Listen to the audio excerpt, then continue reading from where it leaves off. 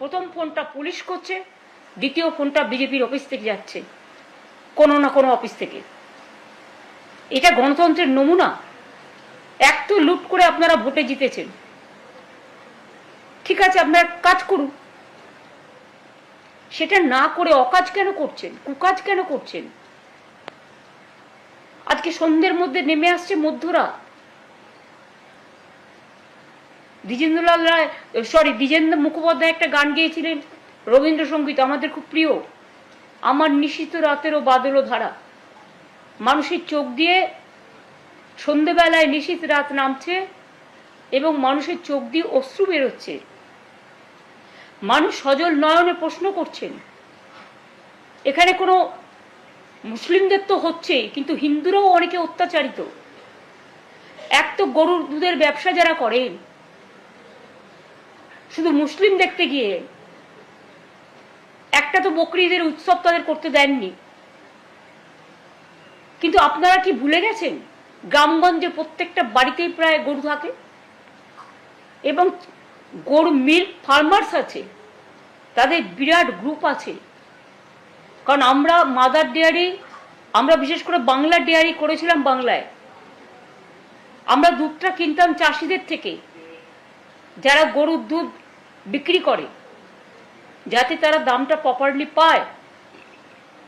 আজকে হাজার হাজার মানুষ যারা দুধ বিক্রি করে, যারা গরু থেকে দুধ থেকে ছানা বানায়, ছানা থেকে মিষ্টি বানায়, সেই আমাদের ছোট্ট ছোট্ট শিশুরা দুধ খেয়ে থাকে।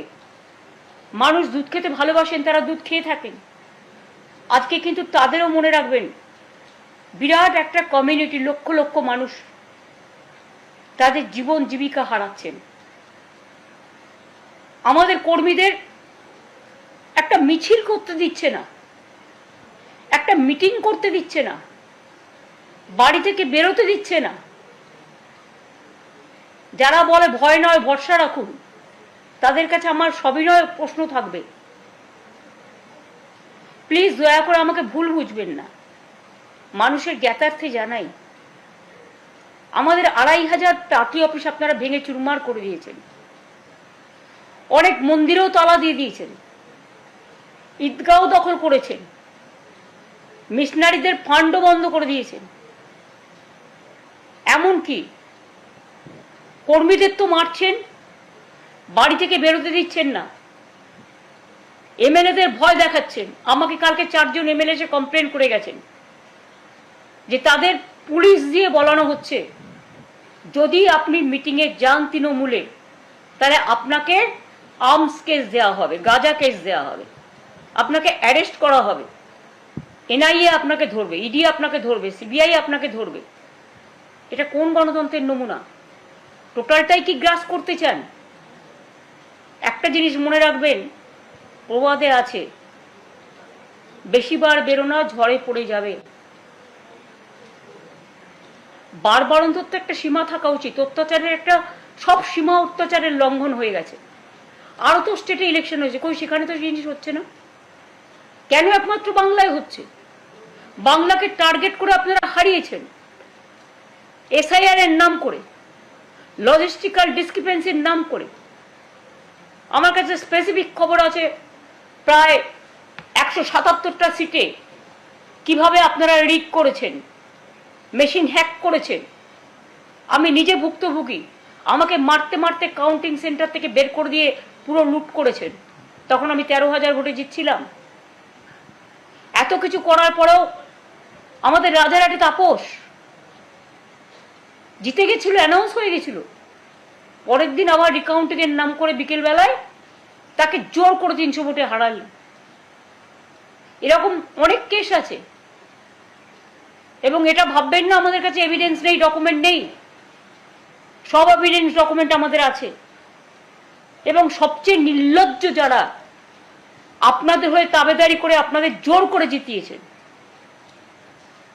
ফলতে হয়তো স্ক্রুটিনি হয়ে গেছিল, প্রথম স্ক্রুটিনিতে ক্লিয়ার ছিল, তাহলে সেকেন্ড স্ক্রুটিনি করে যিনি এখন প্রধান অ্যাডভাইজার হয়েছেন, রাজা বাবুদের কাকে দিয়েছে রাজার পাট,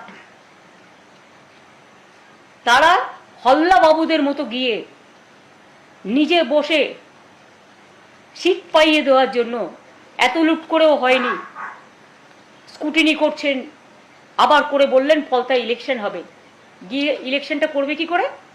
500 এজেন্টকে গ্রেপ্তার করলেন, ওখানকার ক্যান্ডিডেটকে ভয় দেখালেন, বেরোতে দিলেন না, মানুষকে বেরোতে দিলেন না, টোটালটাই লুট করলেন। আর কত লুট করবেন? লুট করারও তো একটা সীমা আছে। মনে রাখবেন, বামফ্রন্ট 2006-এ 235টা সিট পেয়েছিলেন এবং সেখানে অহংকার করে বলা হয়েছিল আমরা 235। আজকে আপনারাও এত লুট করে, এত জেতার পরেও, মানে যেটা সকল জেতা, আমি তো মানি না এই জেতা, সকল জেতা করেও আপনারা স্বস্তি পাচ্ছেন না। তাহলে কি আপনারা ভয় পাচ্ছেন? ভরসা করতে পাচ্ছেন না? এবিপি আনন্দ, এগিয়ে থাকে, এগিয়ে রাখে।